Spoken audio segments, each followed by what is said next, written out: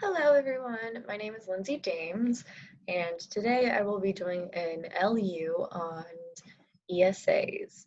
What they are, what they do, how they can help, and how they help people everywhere. Um, just a little disclaimer, my ESA is currently running around my dorm room that I have barely moved into, but so he is running around, and so if you hear any noise, like there's a little bit of like a dinging, that was him playing with his toys. So yes, anyway, I'm gonna go ahead and get started. 1 second. All right. Okie dokie. So we're gonna go ahead and just start those out. All right, so emotional support animals, what they are and what they do, by me, Lindsey Dames.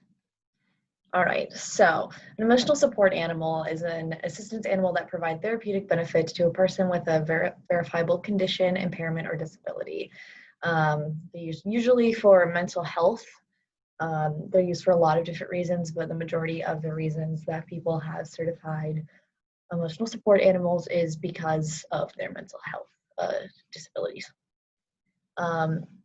They help with the symptoms of the disability, like to ensure that maybe it's not so bad versus they don't provide a cure. A really good analogy that a lot of people use for emotional support animals is that it's like taking cold medicine when you have a cold. It's not going to heal your cold, but it's definitely going to make your pain not so bad.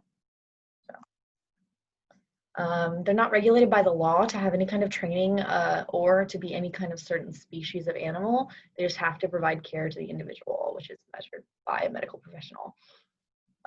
So they don't have to have certain training to be certified. They don't have to be of a certain species like many service animals do. This is not necessarily a service animal. Service animals are completely different, but it's a service animal because it provides a service to its owner. But it is not a service animal. But it doesn't have to be trained in any specific way in order to get that verification and that certification. Many of the things that it usually helps with mainly is anxiety is like the big one of what it helps with. Many people who have emotional support animals, it's usually because of their anxiety and depression or depression. Anxiety and depression are the two biggest reasons that people have emotional support animals. ADHD as well, OCD, PTSD, phobias, and anything along that range of mental disabilities. Okay, so how they can actually help somebody. I've talked about what they are, what they do, but how they actually help, because it's actually important. Having the presence of an animal is more likely than not going to support someone with a neurological disability that affects their day-to-day life. So if you meet somebody that is neurodiverse, or if you are neurodiverse, they're more than likely going to tell you, and this might be very different for many people, it's different case by case, just like everybody's disabilities and everybody's mental health is completely different. But most of the time, the reasons that people have emotional support animals is because animals in general provide a certain kind of support and comfort that not a lot of anything else, medicine or even humans, can provide. So that's why a lot of people have animals. That's why they produce serotonin. They are comforting in many ways, in different ways, especially depending on the species of animal you have. Like I said, they provide happiness, they provide routine, calmness, comfort, and much more. So there's different types of ESAs. Most of the time you see dogs or cats, but it ranges from dogs to alligators and everything in between. A lot of people have just absolutely any pet that you have can be registered to be more than a pet and be an emotional support animal. Anything that is domesticated and bonded to you can be an emotional support animal. It doesn't have to be bonded to you, but it makes more sense if it is bonded to you because then it actually helps you. Dogs are cuddly and kind, which is really good to help with depression. Cats are clean and self-sustaining, which is good for people with ADHD or OCD or anxiety. Rabbits are happy and calm. Rabbits are almost always happy. They're never in a bad mood or want to be aloof or anything like that. Dogs are always wanting cuddles and wanting to just have your attention and wanting to be next to you, which is really good when feeling alone with depression. Cats are, like I said, clean, self-sustaining. They clean themselves, they self-sustain themselves, they learn how to litter train from being born. They're trained by their mother to that, and they don't really necessarily need help being trained to do anything. So cats are kind of just like their animal. And like I said, animals don't necessarily have to provide a service to you in order to help you. Animals just produce that kind of comfort that some things cannot. So there's 3 different things that come with the service animal aspect. There's an emotional support animal. I'm running around now. There's an emotional support animal. There's a service animal. Anyway, and then there's a therapy dog. Well, it's usually a therapy animal in general, but this one says therapy dog. This is this picture I picked up, but it is a therapy animal. It can be absolutely any animal, which we'll get into that later. So we're going to start off with talking about service animals.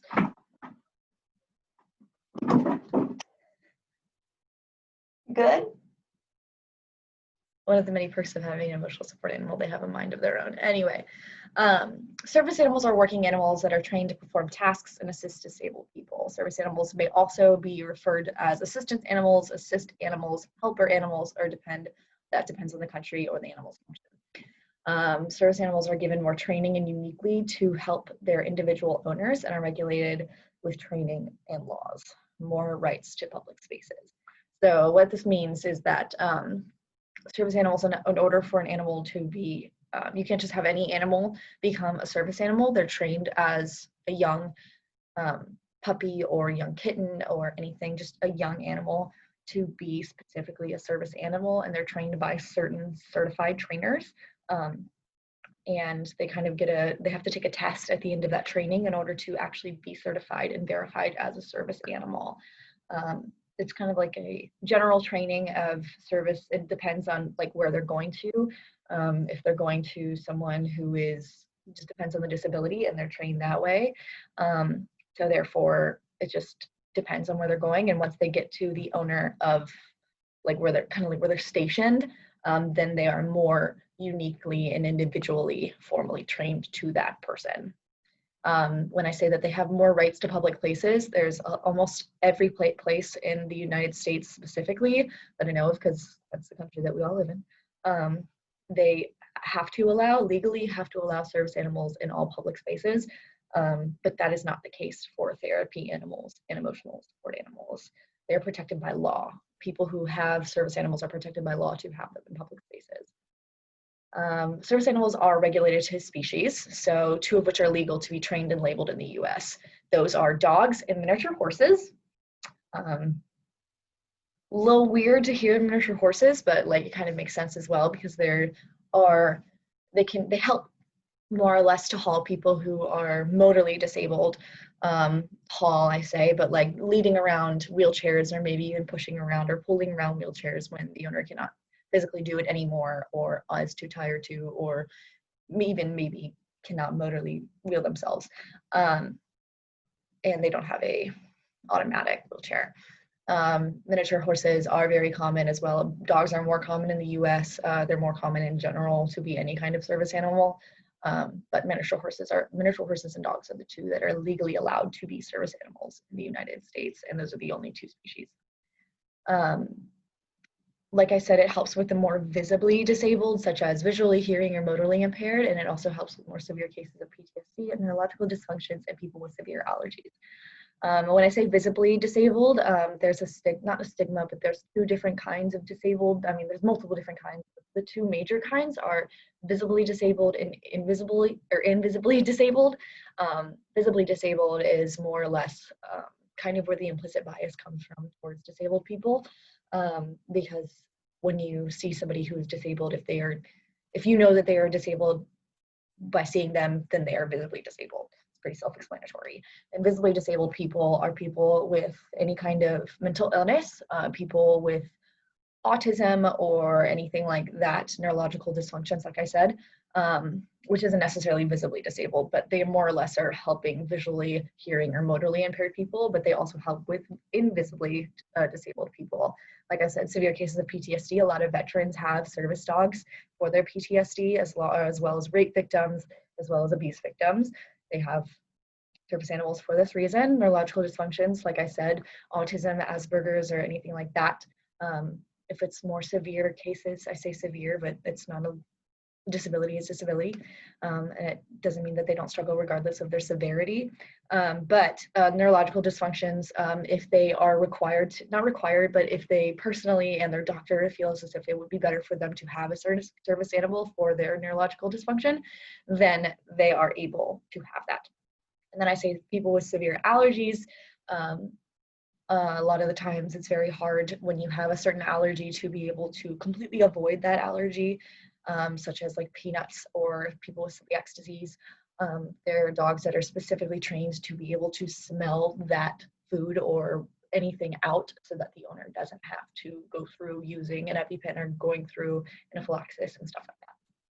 Now, these are some service animals. Like I said, the miniature horse, which is down in the corner there. It's just a mini horse, and then dogs. So yeah, that's pretty self-explanatory. And they're they are always labeled in public as a service animal. Something that I know a lot of people know, but not everybody knows, is that when they are working animals, they are not pets during this time. They can also be pets at home when they are in the comfort of their own home with their owners, to just be pets, be animals. But in public, when they're working and doing their job to help their owner and do what they're supposed to be doing, they're not pets. So therefore, they are not to be interacted with like pets. So no petting, no googly eyes or stuff like that that can actually distract the service animal from doing their job and possibly cause harm to the owner. All right, therapy animals. Therapy animals are animal-assisted therapy, in which is an alternative or complementary type of therapy that involves animals as a form of treatment. These animals are usually dogs or cats, but they're not regulated by species at all by the law like service animals are. However, they are legally and formally trained to be of service. So these don't have to be a certain species of any kind of animal in order to be certified as a therapy animal, like a service animal has to be. But they do legally have to have training to be this kind. And it's completely different training than a service animal goes through. They're not unique to individual needs because they are not for individual use. They're usually taken to group or to public places that needs therapy, or just like animal therapy in general, that could help, which is like I said, hospitals, jails, schools, nursery homes, and a lot more of different groups. There's a lot of times therapy animals at pride events or marches or protests and stuff like that, where if it's a safe environment for them, like pride is a safe environment for them most of the time, but like certain protests are not safe environments for them. But like pride also has a lot of therapy animals, specifically for any kind of trauma or mental illness that comes, because mental illness does not neglect people who are queer as well. So they're there at Pride, and I love seeing them. So here's some pictures of those animals. These are these animals at jails. They help people who are in jails. Can't think of the name, but they help them that are in jails. They help them actually be able to, because it's very easy for inmates, that's the word, it's very easy for inmates to get mentally, or to require its more severe mental illness when in jail.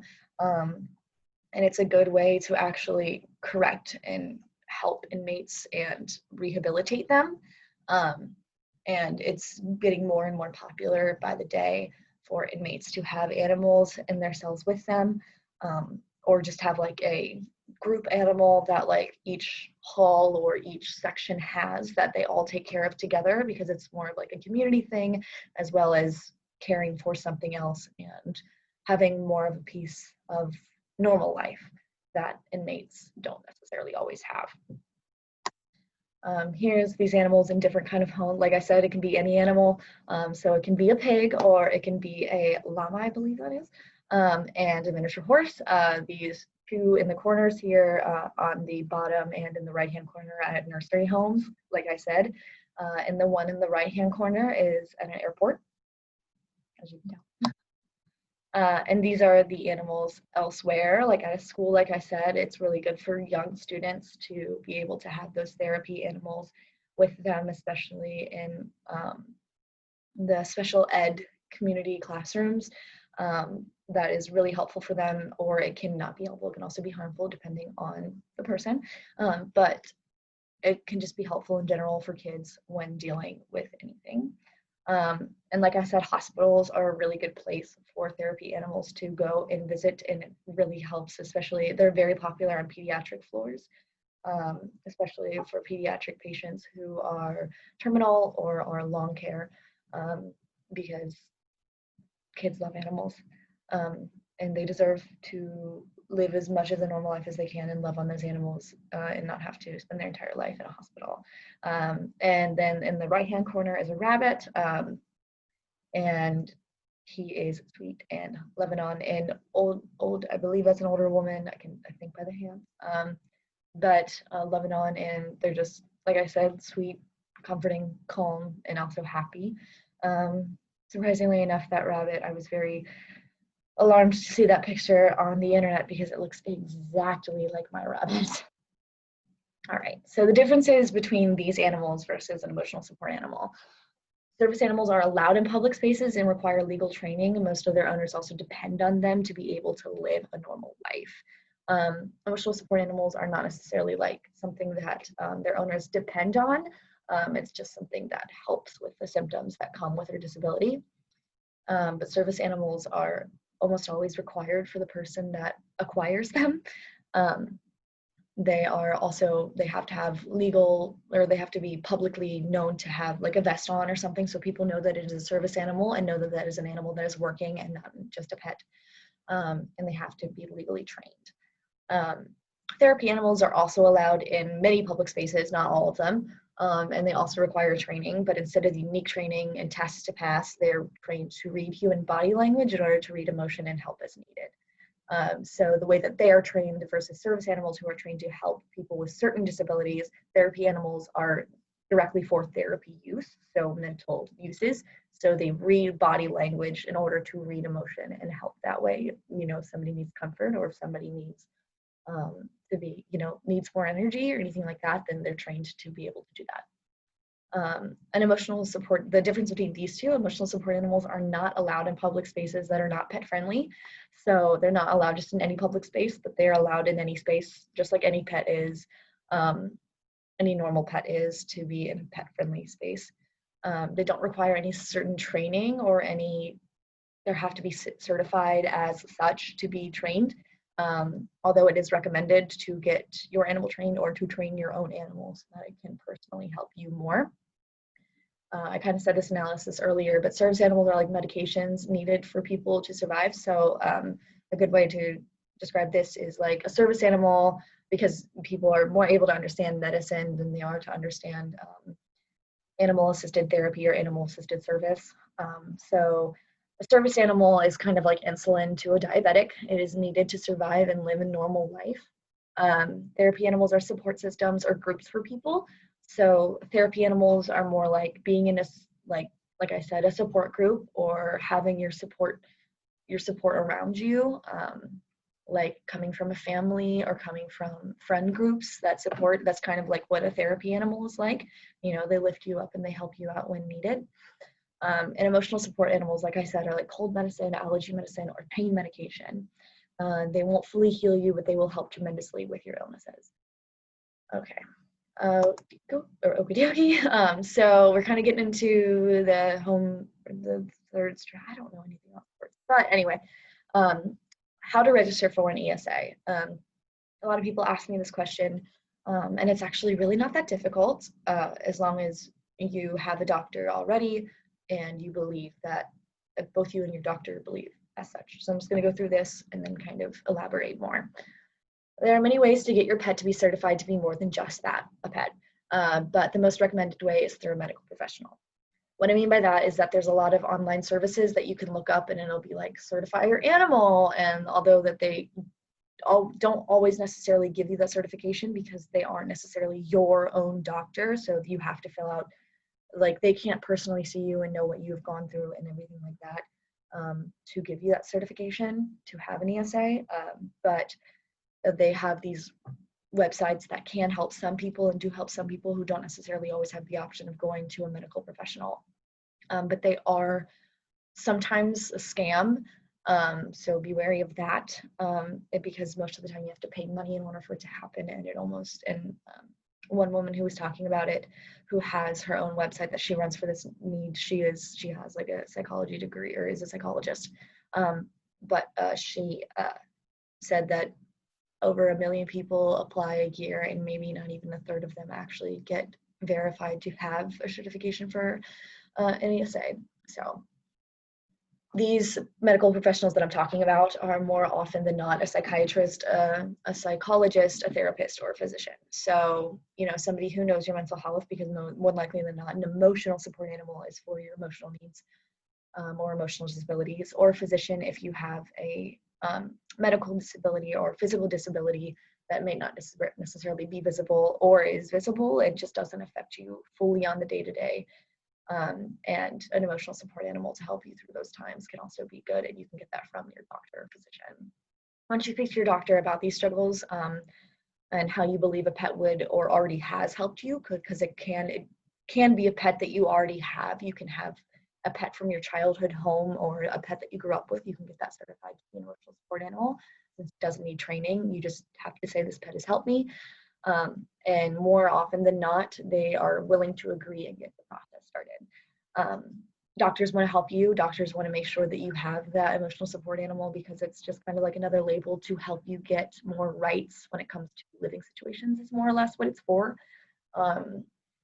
But as long as that doctor is someone that you've seen multiple times, or someone that you've seen for a long time, someone that's seen your struggles, know your struggles, they're more than likely going to be able to know exactly what you're talking about and know how an animal can help you.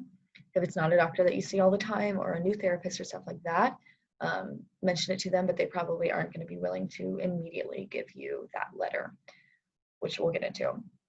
Usually it starts and ends with a letter from your doctor explaining how you have seen, or how they have seen your health affected, and how they believe an ESA would benefit and help you.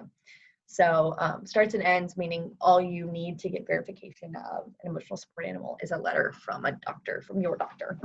But the letter has to state why it helps you, and how it helps you, why it helps you, and why it will help you in the future.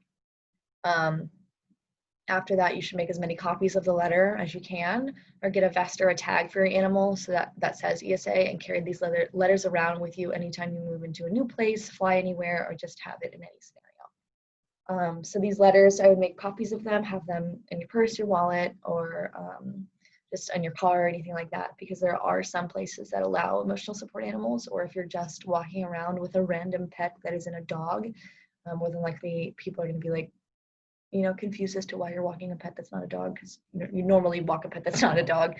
But if it has an ESA vest or tag, then people are more willing to understand why you're walking that pet. Or people are more willing to, not more willing, but won't necessarily question you. And to have these letters to carry around with you in certain situations. An ESA is able to fly with you anywhere you go, like with you, not necessarily under the cabin or wherever pets go. I don't know, I've never flown a pet. I don't fly very often, but an ESA is allowed to ride with you in the cabin, on your lap, on your feet, or by your feet, anywhere. And anytime you move into a new place, whether that be or just anywhere, like if it's a house that you're, mortgaging or owning, then it's different, but more or less it's usually renting properties, because some people are not as lenient, landlords are not as lenient about pets, and having an ESA, you are legally allowed to get past that rule if they have that rule, as well as for university housing. Another thing about these letters is that they have to be renewed every year by your physician, or if you get a new physician, they have to be renewed every year so that therefore they are valid. So how to register specifically for NKU housing. Once you've talked to your doctor and reach out and you have that letter, reach out to the office of, well, not necessarily that letter, because you're going to reach out to the Office of Student Accessibility, which is also to be called Disability Services, about the steps to be taken next. This gets the ball rolling, and they give you a form to fill out, or for your doctor to fill out, to describe the need for an ESA to live with you. And then that form's going to be in the next one. And after you have that form first, after you go to them first and have that filled out first, then they have the certification that you need an emotional support animal, and that it is like they are able to say this is why they need this support animal, and this is why it should, and not should be, it has to be allowed to be in university housing. After you do that first and talk to the Office of Student Accessibility first, then you will go to university housing, or not NKU housing, or and usually they will send you directly from them. Usually it's like an email kind of a thing, and you have to do an interview a little bit as well, but you will just get a vet verification form for NKU housing that your vet has to fill out to guarantee the health of your ESA. And this form needs to be refilled out every academic year well before you move in. As far as the form that you fill in firsthand to this Office of Student Accessibility, that doesn't need to be renewed every year. The letters that you have for anything outside of university does need to be renewed every year, but these letters, I believe, do not. At least I haven't had to have them renewed, and they didn't tell me any different. But the vet verification form does have to be renewed every year because, you know, your pets or your animals' health changes every year. So it just has to be done by your vet every year. After that, you should be all clear to move in with your animal, and you'll receive that all clear from the head of housing or another housing staff member. So this is like the first kind of page of the 3-page one of what your doctor has to fill out for the Office of Student Accessibility. And you just do all that jazz, and it's like, it's literally says federal law defines a person with a disability as someone who has physical or mental impairment that substantially limits one or more major life activities. So they have to, you know, put whatever your diagnosis is, and then does this require ongoing treatment? I thought that the other 3 might be on here. Yeah, there they are. Oops. And then it says, when did you first meet with this person or with this mental health, and then when did you interact with the student regarding this, and then the end information about the ESA. So basically how you got diagnosed and when it all started, like when you started seeing your doctor and stuff like that. Does it require, or does their disability require this? Why does it require this? How do you think this will help? And why it's important for this student to have it. It needs to be signed and then faxed or personally handed in to the office. After that is the vet verification form. So just your vet has to fill out majority of it. You can probably fill out like the first half of the page. And then if it's not a cat or a dog, then you don't have to worry about vaccines. And then they just sign it and fax it over, or you email it to them, or they email it to them, or you hand it in.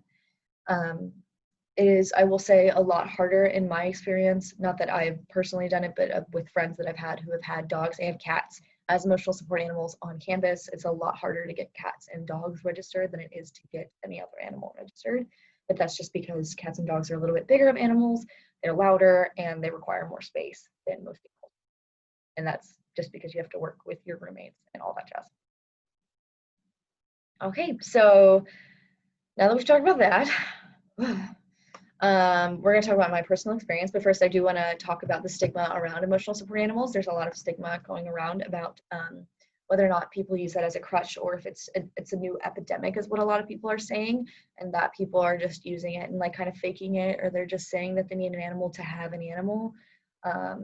But from anyone who's ever had an emotional support animal, they will tell you directly that they don't think that they could honestly function without it. And although I just want to say keep an open mind, it might seem as if people are just wanting to have a reason to have an animal on campus. but that is not necessarily always the case. Some people do just want to have an animal on campus and they do kind of abuse the system, and that's what makes it hard for the rest of us who personally really need the animal. But yeah, so I'm going to talk about my personal experience and how it has, like, my emotional support animal has fully helped me and affected me for the better, and why it's important that emotional support animals stay relevant and stay allowed on campus, because there's an ongoing fight about whether or not they should be allowed in universities or university housing specifically. So I have a rabbit named Bigby the bunny. Yes, it is named after the coffee shop, but he helps me with my physical needs and my emotional needs. When I talk about that, I am disabled in more than one way. My physicality, I'm disabled. I have Ehlers-Danlos syndrome, hypermobility type. It is something that I've had my whole life, but I didn't get I didn't get diagnosed with until very recently, because it's not necessarily something that you get diagnosed with until you start realizing a problem. And when you live with something your whole life, you don't necessarily think it's a problem, because you think that everybody lives the same way until you talk to other people and you start to realize it. And around summer, or actually it was more or less like my freshman year, I started to realize that maybe, like, when I talked to a friend of mine who was a gymnast, he had told me that I looked like I had the symptoms of EDS, and I decided, I was like, well, maybe I do, because you're telling me that not everybody experiences life the way I do. And so I got the ball rolling on getting diagnosed with that, and I was diagnosed with that last September. So I have EDS that affects me just in general. I twist my ankle every now and again. I don't really, or not every now and again, I twist my ankle like once monthly. Like, I say every now and again, but normal for me is not normal for everyone. I don't have a lot of collagen, not almost any at all, which is something that everybody has, and it also tightens your muscles. But basically the ligaments of mine, instead of being a tight rubber band like everybody else's has, mine are like a loose, worn out rubber band. And because of that, I have a very screwed up mental, what's it called? My sympathetic nervous system is very screwed up, and your sympathetic nervous system is basically your fight or flight versus rest and digest. They always have to even each other out. But because I don't have collagen, and because my body is not always prepared for everything that's happening, because I don't react quick enough, because that's how I was born, my fight or flight is always up and my rest and digest is always down, which means that I have constant anxiety, because I never know what's coming, and I feel like I don't know when the next thing's coming around the corner. And my rest and digest is down, which means I sleep too much and I don't eat enough, because I don't know when enough sleep is enough, and I don't know when too little sleep is too little. But most of the time I also have emotional needs that help me sleep a lot, and I can sleep literally for days on end and not feel any different or feel like I have gotten enough sleep. And like I said, my digest, I don't ever eat, because in my brain and like the hierarchy of needs, eating is not on there. So that's just how my brain functions. I don't see eating as a priority, and he helps me with that. My emotional needs, I have generalized anxiety disorder, as well as major depressive disorder and ADHD, impulsivity type. I feel like I just have a ton of acronyms on top of my name, but anxiety, depression, and ADHD, pretty self-explanatory. He helps with both of these.